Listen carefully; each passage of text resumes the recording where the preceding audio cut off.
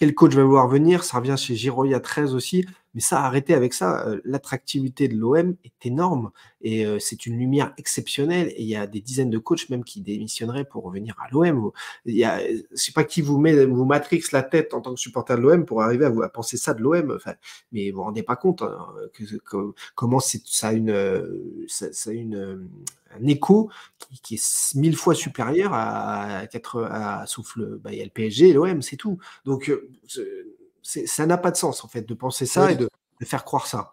Et que j'entends les Saoudiens vont aller, ils préfèrent Monaco. Non, non, les Saoudiens ils veulent faire du business. Du business, c'est pas à Monaco que tu vas le faire. C'est de la frime que tu vas faire à Monaco. C'est pas du business. Ici, il y a le port, il y a de quoi faire du business à Marseille. Mais à Monaco, c'est juste pour la frime. Voilà. Les gars, il faut pas non plus. Je vais en parler. C'était une bonne. Monsieur Roten n'est pas la science infuse du football, hein, quand même. Il peut avoir des infos, mais bon. Voilà. Il faut réfléchir. Faut pas croire qu'ils sont bêtes. Voilà. Ils viennent faire du business. Et le business, il se fait pas. Il se fait où? C'est qu'il y a du business à faire. Et à Marseille, il y a du business à faire. Merci Moko pour ton intervention. Voilà. Super transition. En tout cas, j'espère juste que les mots seront pour la direction et pas pour Gasset. Laissons-le travailler. Laissons-le se mettre en place et essayer de faire la meilleure fin de saison possible. Voilà. Allez, allez l'OM et portez-vous bien. Surtout, c'est que du foot. Il y a plus grave dans la vie. Ça, voilà. C'est clair. Bien joué. Bien joué, Moko. À bientôt. Allez. Merci. C'est en direct, comme d'habitude.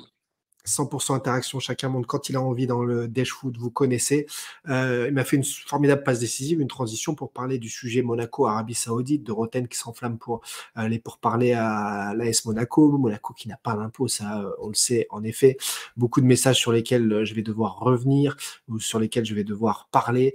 En effet, on a Darren qui prévoit lui un Gasset adjoint de Blanc ou Galtier qui arrive, Zizou manager général, ça part dans tous les sens. On va pas faire venir un top entraîneur avec ses effectifs et ce classement, ça a été toujours le cas. Hein. L'OM n'a jamais été dans un classement incroyable. Il n'a jamais fait venir de top entraîneurs. Tu as des entraîneurs intermédiaires qui peuvent tout à fait venir sans Ligue des Champions. C'est encore une fois une vision assez négative, les amis. Donc, vous montez en direct comme d'habitude quand vous voulez, mais venons-en à ce sujet qui vous fait énormément parler. Jérôme Roten qui s'enflamme pour l'AS Monaco. Vous connaissez le lien, lui qui a joué à l'AS Monaco, proche de la principauté, proche du gouvernement, des pourparlers avec un prince saoudien. C'est ce qu'il annonce hier avec plus de détails dans son émission Roten s'enflamme, bien entendu. Dans Roten s'enflamme, il avait déjà fait une sorte de teasing savamment mené la veille, pour dire qu'il y avait des choses qui se passaient à Monaco et des Saoudiens et qu'il fallait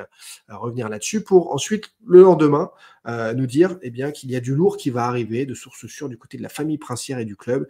Il y a eu un rapprochement avec les Saoudiens. Me citer également dans l'émission, Jérôme Roten explique que pour lui, il y a bien eu des touches avec les Saoudiens. Il dit qu'il y a 2 ans, il y a 3 ans, et qu'ensuite, ça n'a plus rien donné selon ses informations et qu'en effet, peut-être que j'aurais pu me faire berner comme d'autres. Donc, il mentionne sans le nommer David Berger qui annonçait l'OM aux Saoudiens en novembre dernier. Bruno Blanza aussi qui parle de Zidane avec le potentiel à rachat, s'il y a rachat, pour reprendre ses mots. Alors, on va faire le point là-dessus. Déjà, on ne remet absolument pas en cause ce que peut dire Jérôme Roten concernant l'AS Monaco. L'AS Monaco cherche publiquement des acheteurs depuis plusieurs semaines, plusieurs mois, et c'est la banque d'affaires, la banque Rennes, la banque américaine qui a été missionnée pour cela. Ça, c'est ce qu'il faut bien comprendre, ce qu'il faut bien savoir. Donc, ils cherchent, ils prospectent. Il y a déjà des fonds américains qui ont tâté le terrain. Il y a aussi des hommes d'affaires américains qui pourraient être intéressés. Sauf que rendre l'histoire médiatique, c'est beaucoup mieux quand on vend et qu'on n'a pas exactement ce que l'on veut comme acheteur. Quand vous êtes déjà noyé, comme l'a été McCourt, par les demandes d'achat, ça ne sert à rien d'aller remettre ça sur la place publique. Là, quand on est l'AS Monaco, c'est un village, la principauté de Monaco, avec ses richesses, avec ses intérêts fiscaux, bien sûr, là-dessus, mais un faible intérêt sportif et médiatique, vous avez intérêt à médiatiser. Roten en porte-parole de ce qui se passe à l'Expo Monaco, c'est formidable pour eux, avec l'écho que ça donne. Ça noie en effet les supporters, comme les supporters de l'OM ou ceux qui suivent ce type de dossier de loin dans un bazar total de brouhaha, parce que l'Arabie Saoudite, j'en parlais dans une de mes dernières vidéos en verticale sur Shorts, YouTube et TikTok, l'Arabie Saoudite peut investir dans un club en mettant un prince, le roi du papier toilette, qui est à Châteauroux, qui est parti de Châteauroux, là, je crois d'ailleurs, qui est à Châteauroux. Bon, ampleur de Châteauroux, 0. Pourtant, il y avait bien l'Arabie Saoudite qui avait racheté Châteauroux. Vous pouvez placer un ancien grand dirigeant saoudien, Turki Al-Shir, qui fait beaucoup de mise en relation en coulisses aussi, à Almeria, pour être présent en Espagne. Vous pouvez mettre un consortium où l'Arabie Saoudite ne possède pas 100% à Newcastle, avec les intérêts géopolitiques, le port de Newcastle, l'intérêt historique pour un club ancestral comme Newcastle. Et vous pouvez, en effet, avoir des vues sur l'Olympique de Marseille dans un projet politique, transfrontalier, géopolitique énorme, où l'OM représente peu finalement, mais où il y a énormément à faire pour que la ville de Marseille redevienne le carrefour méditerranéen qu'elle doit être, pour que ça bouge énormément autour du club et pour que la ville revive, tout simplement. Et vous pouvez, en effet, envoyer n'importe quel prince rendre un service à Monaco et dire oui, bah, nous, on peut discuter avec vous. Et l'intérêt, c'est quoi? Faire monter les enchères, tout simplement. Vous faites monter les enchères publiquement, alors que si tout se passait bien pour un rachat, s'ils avaient ce qu'ils voulaient, ils n'en parleraient pas publiquement et surtout pas à l'oreille de Jérôme Roten, dont vous savez qu'il va en parler derrière. Donc voilà, faire attention toujours les intérêts de parler publiquement. Quand Jérôme Roten ose dire non, mais Thibaut, il a dû se faire berner. Bon, c'est dommage déjà que quand on se croise, il m'en ait pas parlé, poser des questions précises sur le sujet. Moi, tous ceux qui m'en parlent, ils savent que je suis super ouvert à ce sujet et on en parle en privé avec grand plaisir. C'est dommage donc d'oser dire publiquement que je peux m'être fait berner quand on sait que je suis le seul à avoir travaillé ce dossier tous les jours, jour férié, Noël, tout ce que vous voulez, jour et nuit, puisque certains m'ont eu encore au téléphone jusqu'à 2h du matin lundi à ce sujet pour suivre ce dossier. Des sources, j'en ai eu dans X pays, d'avocats à hommes d'affaires, à personnalités politiques, à agents, à joueurs. C'est forcément que tous ces gens ne se connaissent pas, ont des versions de ce puzzle dont j'ai parlé. Je ne donne pas, bien sûr, pour la protection des sources, tout ce que j'ai sur ces dossiers, mais au fil du temps, ça m'a permis d'avoir quelques certitudes. Moi, ce qui me fait toujours sourire, c'est quand certains prennent ces dossiers une fois tous les 6 mois. Et donc, quand tu t'occupes du dossier OM une fois tous les 6 mois, tu oublies le Delaware, tu oublies l'arrivée massive d'argent en 2021 sortie de nulle part sans que McCourt ne revendique quoi que ce soit. Tu oublies donc la longue descente médiatique de McCourt pour finalement se faire totalement oublier depuis 2 ans, à peu près, au moins, même plus, de ne plus jamais donner de signes de vie au niveau de l'organigramme, au niveau de plein de choses, publiquement en tout cas. Il y a bien eu des communiqués, il y a bien eu des gens qui ont dit oui, j'ai eu écho de la part du Bostonien que on l'a pas vu parler du sujet. On attend d'ailleurs toujours un de ces éternels démentis, ça pourrait sentir bon pour la suite du coup. Ce n'est pas d'arriver. Donc, je pourrais vous refaire l'histoire en long, en large, en travers et en détail sur tous les éléments clés, la remise en forme aussi juridique, tous les départs de cadres. N'importe quelle personne qui spécialise d'entreprise, de session ou autre, vous dira qu'en effet, la structure olympique de Marseille est mise en place pour officialiser une session inéluctable. L'arrivée de M. Tessier aussi préfigure de tout ça, comme préfigurait de tout ça Aldridge et Cook, qui sont spécialistes de ce type d'opération.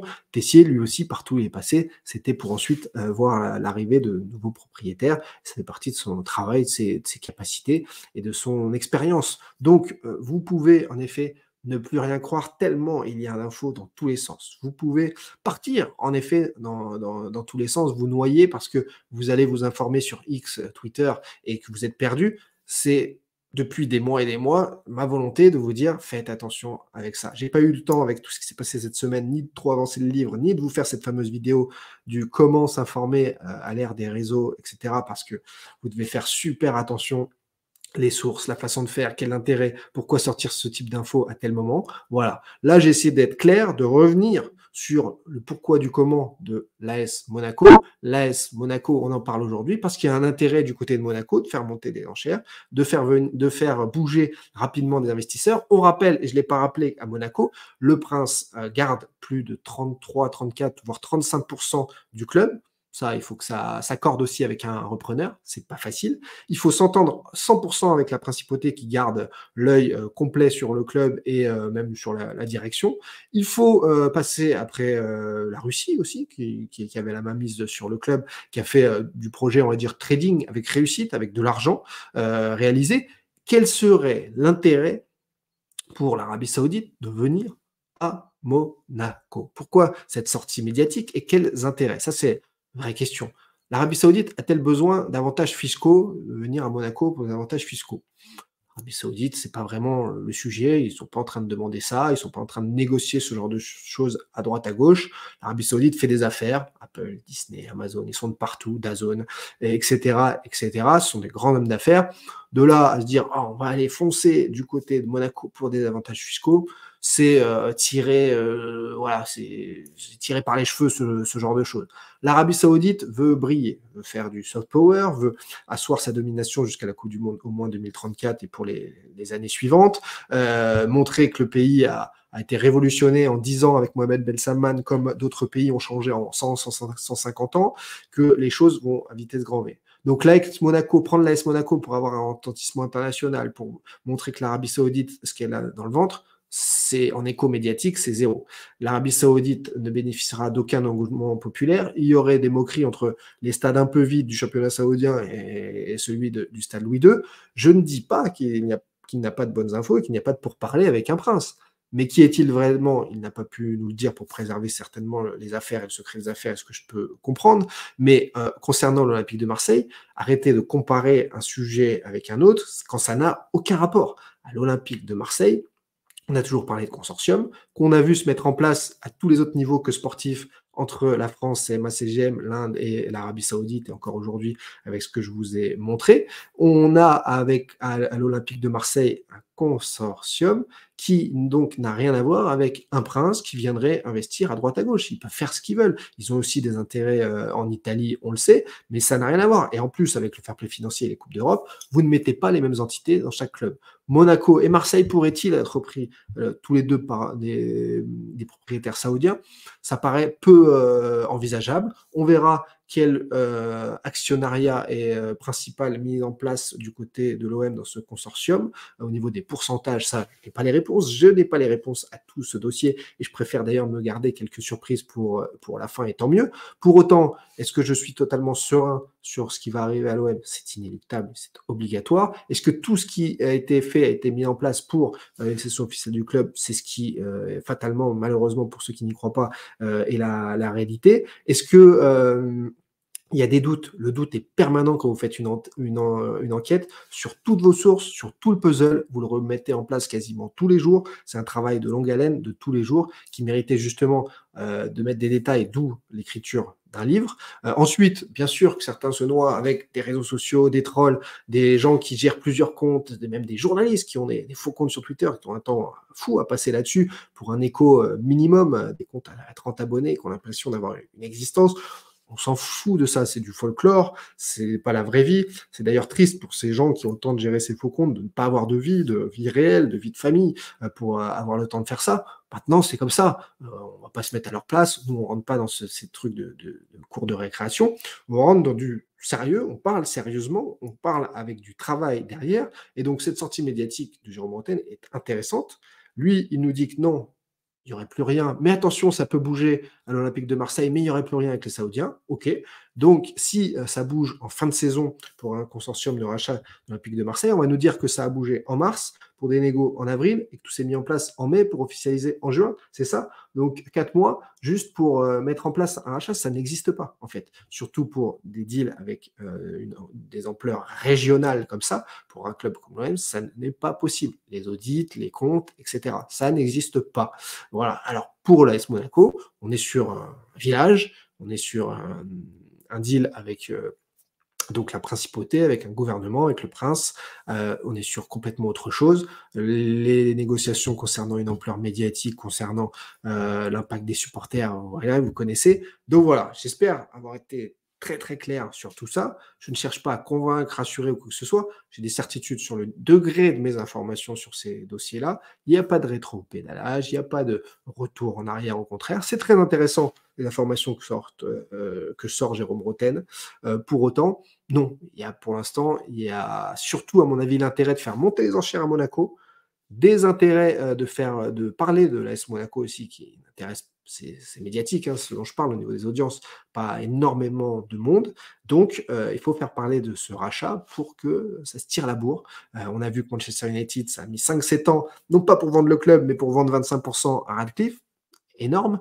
On a vu les 44 mois de Newcastle. On voit que Saint-Etienne n'est toujours pas vendu malgré la volonté, que tous les clubs, certains clubs français cherchent s'en trouver depuis des années et des années.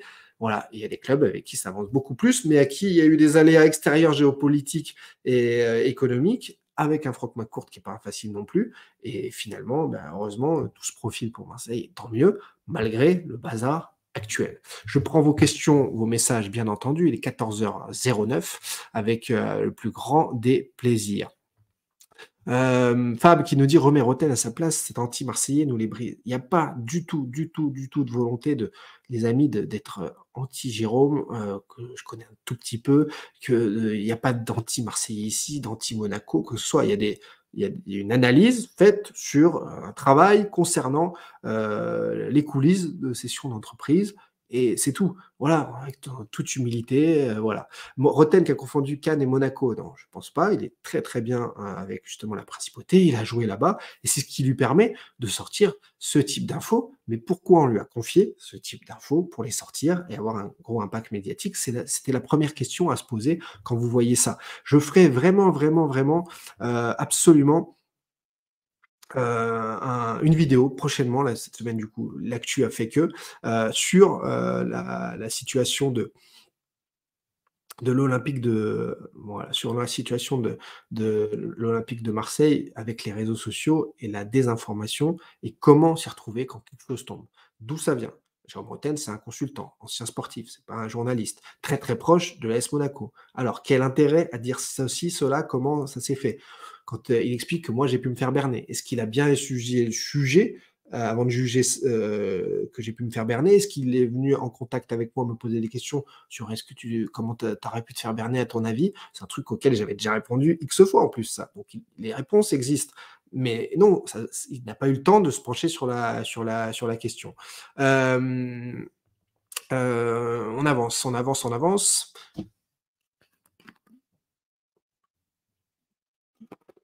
Pedro Lito qui nous dit l'Arabie Saoudite a été annoncée à Nice, à Lyon. Oui, c'est ce que je dis dans ma petite vidéo d'une minute très courte sur Vertical, avant l'émission. Je vous ai dit, ils ont été annoncés à peu près partout pour faire monter des enchères, pour montrer qu'il y a eu Nice, il y a eu Lyon avant, et je vous l'avais annoncé en exclu il y a 3-4 ans. Il y a eu Bordeaux, il y a eu plusieurs clubs en Italie. Voilà, est-ce que c'est arrivé? Non. Les Saoudiens, je vous l'ai dit dès 2020 très souvent, adorent aussi, avec un prince ou un autre, faire parler d'eux, montrer leur pouvoir, montrer leur ampleur, montrer qu'ils sont présents, et encore plus là avec le foot, ce qui s'est passé avec le cataclysme de leur championnat. Donc, toujours se méfier de ce qui s'est passé.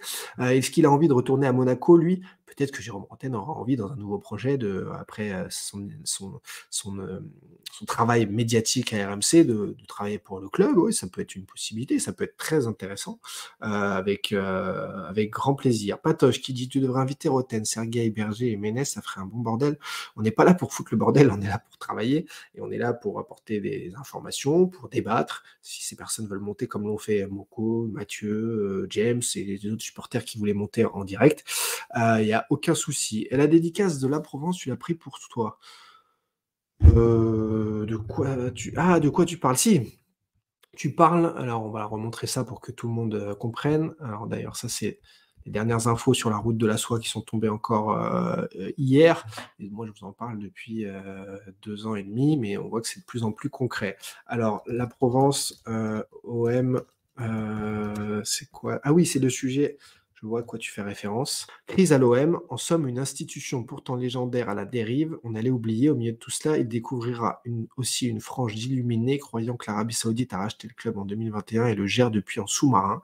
C'est l'histoire d'un grand foutoir, un sketch qui ne fait rire personne. Alors c'est clair que quand on est journaliste, oser écrire ça, se moquer donc de supporters en parlant de franges illuminées, c'est triste pour le journalisme d'aller dans ce sens-là.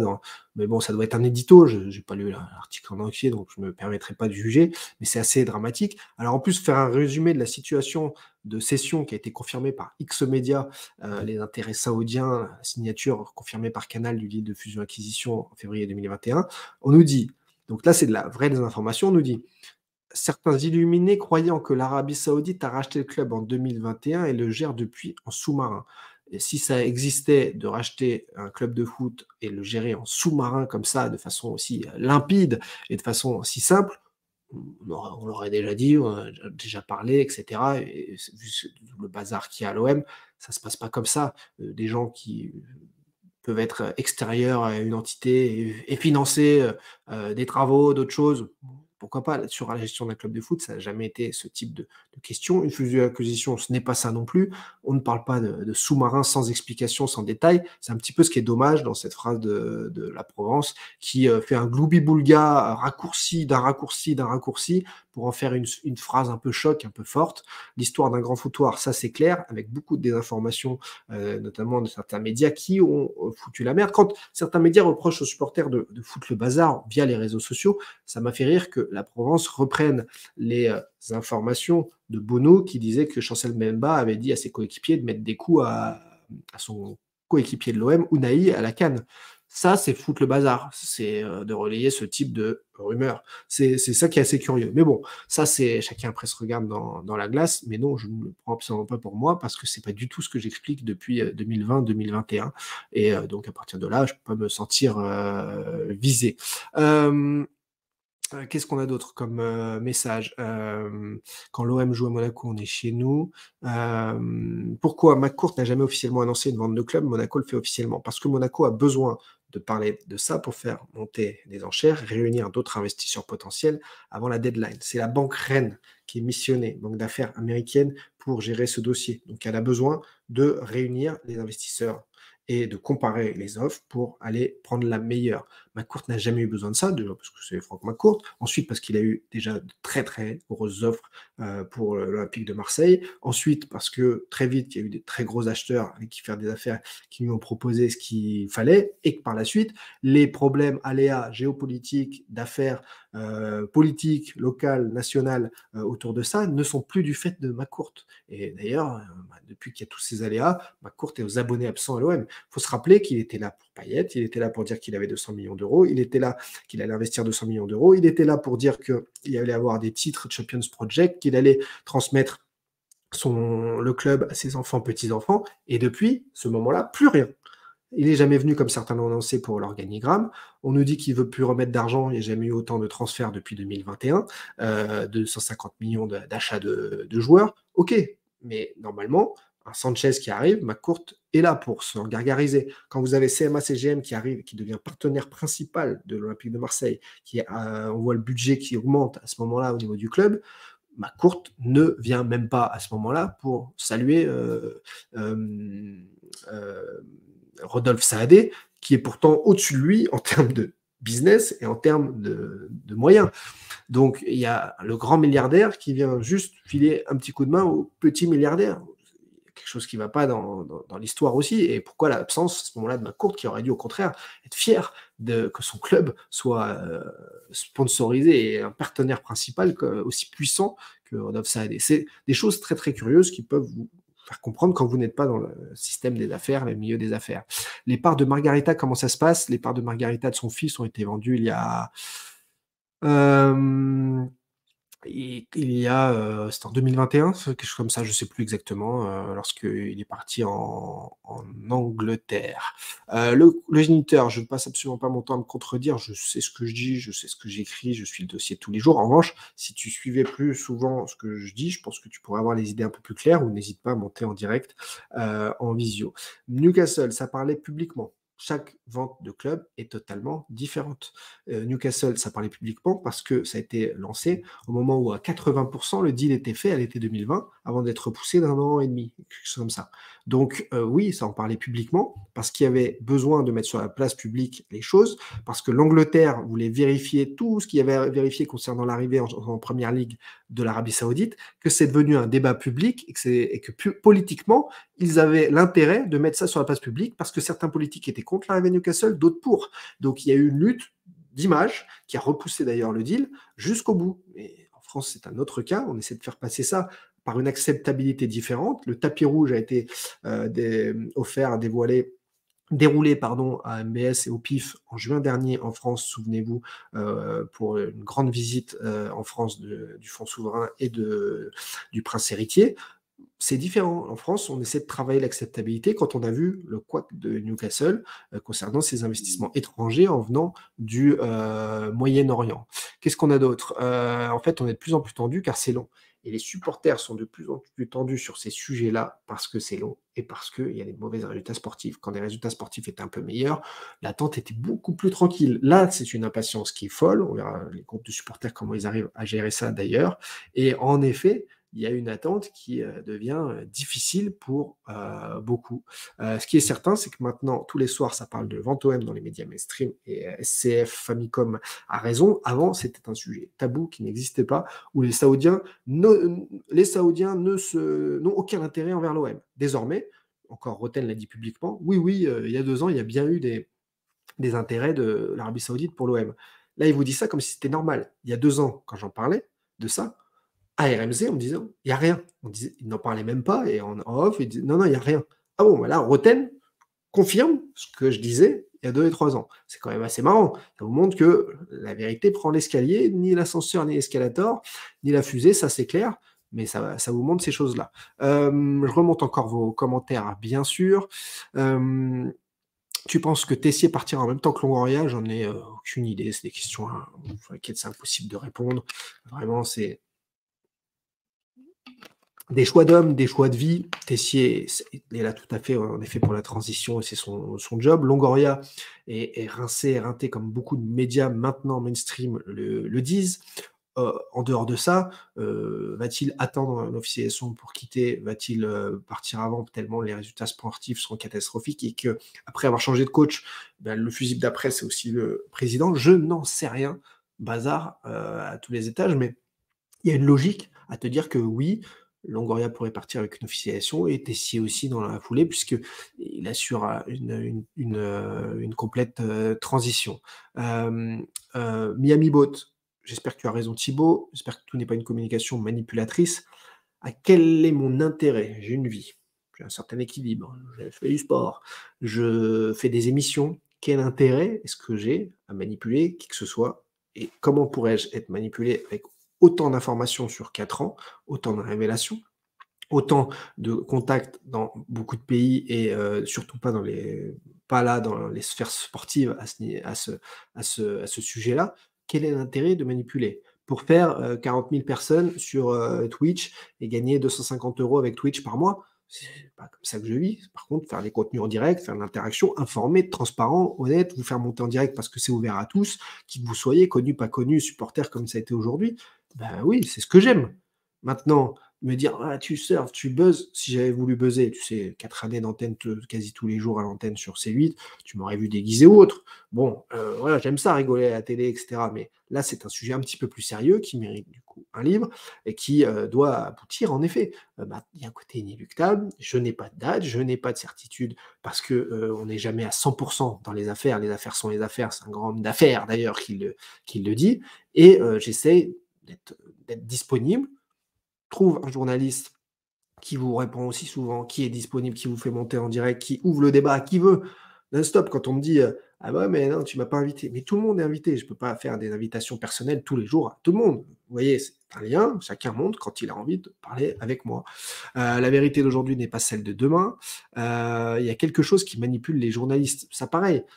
Comment tu voudrais que moi, autant de gens de sphères et de professions différentes qui ne se connaissent pas, qui ont des infos sur le sujet, et moi je suis au milieu pour constituer un puzzle, manipulent? Il y a un moment, en effet, l'Arabie Saoudite aime faire parler d'elle, etc. mais on n'est pas sur ce genre de choses. Le contrat signé entre McCourt et qui, du coup, en 2021, c'était une fusion-acquisition avec Kingdom Holding Company. On a appris plus tard qu'il y avait aussi dans le consortium, où je disais qu'il y avait une entité française, mais je ne savais pas laquelle à l'époque, c'était CMA-CGM, et que le deal était OK, et que les cyprès ont fait exploser tout ça. McCourt a voulu garder, a fait aussi beaucoup de causer des problèmes, parce qu'on sait que McCourt est un chef d'entreprise très pointilleux, très spécial aussi, d'après les gens qui côtoient, mais en revanche, ce n'est pas un âne, ce n'est pas un mec à qui on vole de l'argent, qu'on prend pour un idiot ou quoi que ce soit. Non, non, non, et non, ça, je ne suis pas d'accord là-dessus, on n'arrive pas à son niveau comme ça, et il sait très bien ce qu'il fait, et lui aussi, il est au cœur de beaucoup, beaucoup, beaucoup, beaucoup, beaucoup d'intérêts divers et variés. Et je pense que s'il pouvait, peut-être qu'il se montrerait plus au club, mais je pense qu'il y a d'autres choses qui font qu'aujourd'hui, c'est pour ça qu'il est absent. Il est absent. Merci en tout cas pour tous les messages. 14h28. J'ai le ventre qui gargouille. Je n'ai plus rien dans la gourde. C'est significatif. Demain, on sera en direct de Planète Foot. Bien entendu, on a fait un petit peu les pronos dans l'émission. On a parlé de l'Arabie Saoudite, de Roten, de l'OM. On a fait, vous a fait monter en direct plus tôt que prévu aussi. On a parlé d'OM Donetsk ce soir 21h sur W9. De Rennes sans illusion, de Toulouse qui y croit. On a rendu hommage aussi, et bien entendu, il fallait le faire, à Arthur Georges, décédé ce matin d'une longue maladie, entraîneur mythique du PSG de 91-93, la remontée face au Real Madrid, le but d'Antoine Comboiré. Ça, c'était très, très, très intéressant. On a montré des images de Messi, revenu sur le débrief de la vidéo exclusive avec l'ancien conseiller de Jonathan Klaus. Également, on est revenu là-dessus, les passionnés. Demain, donc, grand et beau Dash Foot dès midi et demi jusqu'à 14h depuis Planète Foot. Ça va être régalade. J'essaie de remonter encore vos dernières questions, même s'il y a eu beaucoup, beaucoup de choses. Demain, je serai encore dispo pour vous. Est-ce que l'OM se saborde fait partie du planning en session? Non, je ne crois pas qu'il y a de planning de résultats sportifs, il y a un sauf qui peut, parce que ça a duré trop longtemps avant l'officialisation. Ça, c'était peut-être un peu prévisible, mais ça a été mal géré. Le bazar au niveau de la direction, les erreurs de recrutement, non, il n'y a pas de planning en session, ou alors c'est tordu, quoi. Enfin, est-ce qu'il existe un risque minime que la vente ne se fasse pas? Les affaires seront les affaires, S76. Ça existe toujours dans tout. Que l'acheteur décède, il y a une guerre mondiale, tu es toujours. Alors, certains vont dire, ah ben voilà, les portes de sortie. Mais il n'y a pas de porte de sortie, ça a toujours été clair depuis le début. Tant qu'il n'y a pas d'officialisation, les hommes politiques vous le disent aussi très bien, tant que ce n'est pas rendu public, c'est en coulisses, ça n'existe pas aux yeux du grand public. Donc, pour l'instant, en effet. Mais en coulisses, tout ce qui se trame va vers ça. La réorganisation de l'entreprise, du club, le propriétaire aux abonnés absents de façon lunaire, etc., etc., tout ce que j'ai encore expliqué aujourd'hui. Voilà, pour tous ceux qui ont raté le direct, qui voudraient revenir sur cette partie spécifique, ces explications, je mettrai ça en ligne d'ici la fin de journée avec grand plaisir sur la chaîne YouTube. Merci pour la force, les amis. Prenez soin de vous et des autres. Bien sûr, on était très, très, très nombreux. Je pense plus de 30 000 encore ce midi. On va se retrouver demain depuis Planète Foot en direct, en visio, pour un très, très grand et très beau Dash Foot. D'ici là, très très bon match. Europa League ce soir, barrage Europa League pour Toulouse aussi. Des matchs intéressants dès 18h45. Rennes-Milan, Toulouse qui reçoit Benfica, puis Marseille sur W9 à 21h. Lens en déplacement à Fribourg. Hâte de débriefer tout ça demain en direct, dès midi et demi. On lancera même le live, j'espère, juste avant, pour être en direct dès midi et demi et se faire 1h30 de plein direct. Aujourd'hui, on a fait 2h22. C'est beaucoup trop long. Vraiment, il n'y a plus à boire, il n'y a plus rien. Mais c'était un grand plaisir. Je vous envoie plein de cœur, les amis. Wow, ça marche, j'adore ça, c'est trop beau. Et je vous dis à demain. Jingle et à demain. Bye bye.